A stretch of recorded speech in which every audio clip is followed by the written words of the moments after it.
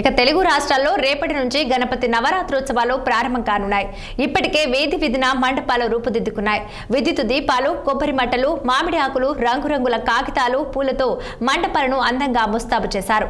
వివిధ పరిణామాలు ఇక విభిన్న రూపాల్లో రూపుదిద్దుకున్న బుజ్జ గణపయ్యను పూజించేందుకు సర్వం సిద్ధం చేశారు. ఇక ఈ క్రమంలో గుంటూరు ఇన్నర్ రింగ్ రోడ్డులో అమరావతి ఉత్సవ కమిటీ ఆధ్వర్యంలో 99 అడుగుల భారీ మట్టి వినాయకుడి విగ్రహం పలువురిని ఆకర్షిస్తుంది. సుమారు 3 నెలల నుంచి గంగా నది మట్టితో ఈ విగ్రహాన్ని తయారు చేసినట్టు చెబుతున్నారు.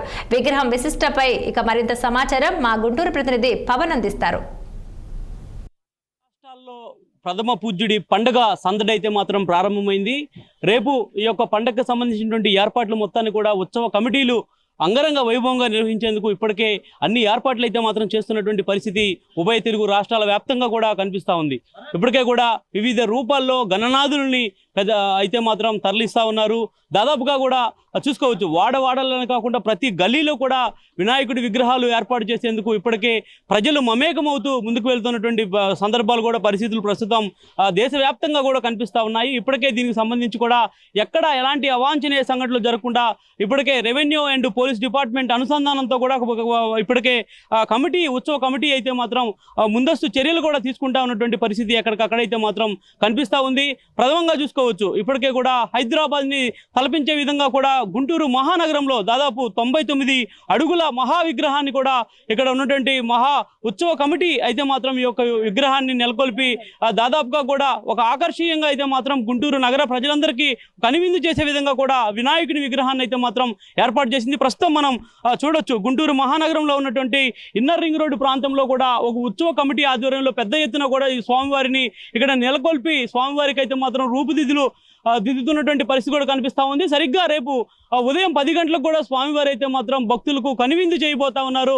దాదాపు మట్టి విగ్రహం అంటే పర్యావరణాన్ని కాపాడుతూ ఇటు కాలుష్యం అవ్వకుండా కూడా నీటి జల ప్రవాహాన్ని కాలుష్యం చేయకుండా ఇక్కడ ఉన్నటువంటి నిర్వాహకులు అయితే మాత్రం మట్టితో గణనాథుని విగ్రహాన్ని కూడా ఏర్పాటు చేసినటువంటి పరిస్థితి అయితే మాత్రం కనిపిస్తూ ఉంది.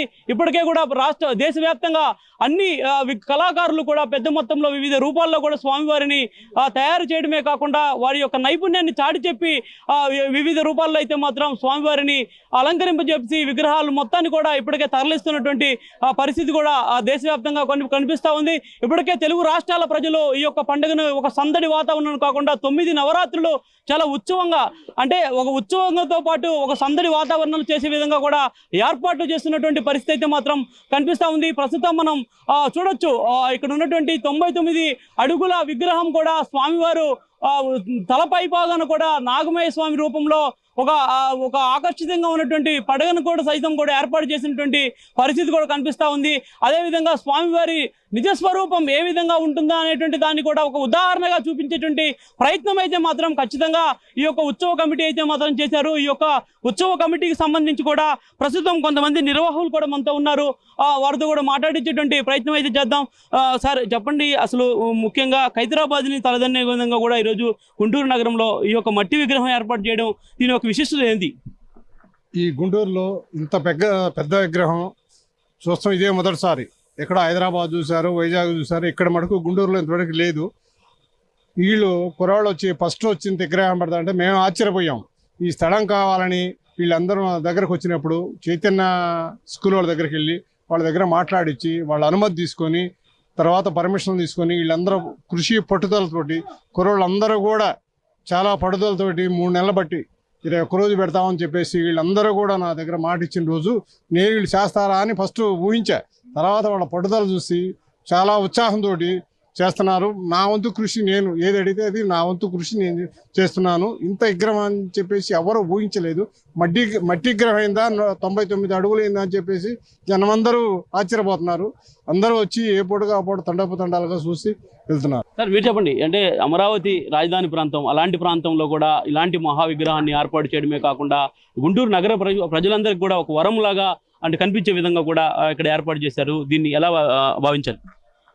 ముఖ్యంగా మనం అమరావతి ఏర్పడిన కారణంగా మనం కూడా పేరు కూడా అమరావతి మహాగణపతి అనే మనం పేరు పెట్టాం.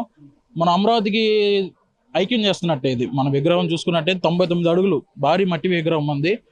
వచ్చేసి దగ్గర 16 టన్నులు గంగా నది మట్టి తెచ్చి మనం చేస్తున్నాం. ఇక్కడ ఈ వెస్ట్ బెంగాల్ నుంచి వచ్చారు వర్కర్స్ అందరూ, మరియు ఆర్టిస్ట్ గారు హైదరాబాద్ నుంచి వచ్చారు, నాగేష్ గారు అని. ఆయనకి బిరుదు కూడా ఉంది, మట్టి మనిషి అనే బిరుదు కూడా ఆయనకు ఉంది. ఇంకా తమిళనాడు నుంచి కూడా కొంతమంది వర్కర్స్ వచ్చి కర్ర పని అనేది చేశారు. ఇక ప్రజలకి ఇద్దామని చెప్పేసి మంచిగా విగ్రహాన్ని రెడీ చేస్తున్నాం. రాష్ట్రాల నుంచి ప్రజలైతే ఇక్కడ ఉన్నటువంటి వర్కర్స్ ఈ యొక్క ప్రాంతానికి చేరుకొని ఈ యొక్క మహా గణనాథుడి విగ్రహానికి సంబంధించినటువంటి పనుల్లో నిమగ్నమై కూడా దాదాపు 3 నెలల పాటు కూడా శ్రమించి ఈ యొక్క విగ్రహాన్ని నెలకొల్పన జరిపించని చెప్పి కూడా నిర్వాహకులు అయితే మాత్రం చెప్తా ఉన్నారు. ఏది ఏమైనా గుంటూరు మహానగరంలో ఈ యొక్క విగ్రహాన్ని ఏర్పాటు చేయడం నిజంగా ఒక శుభ పరిణామంగా కూడా గుంటూరు నగర ప్రజలు భావించే విధంగా ఈ యొక్క విగ్రహం అయితే మాత్రం ఇక్కడ నెలకొల్పడం జరిగింది. దాదాపు ఈ యొక్క విగ్రహానికి సంబంధించిన పనులు మొత్తం కూడా పూర్తయ్యాయి. సరిగ్గా రేపు ఉదయం 10 గంటలకు స్వామివారు అయితే మాత్రం పూజలు అందుకోబోతున్నటువంటి పరిస్థితి అయితే మాత్రం కనిపిస్తా ఉంది. కెమెరా పర్సన్ వినయ్తో పవన్ నాయుడు, 6 టీవీ, గుంటూరు జిల్లా నుంచి. ఉభయ తెలుగు ఇవి బులెటిన్ అప్డేట్స్.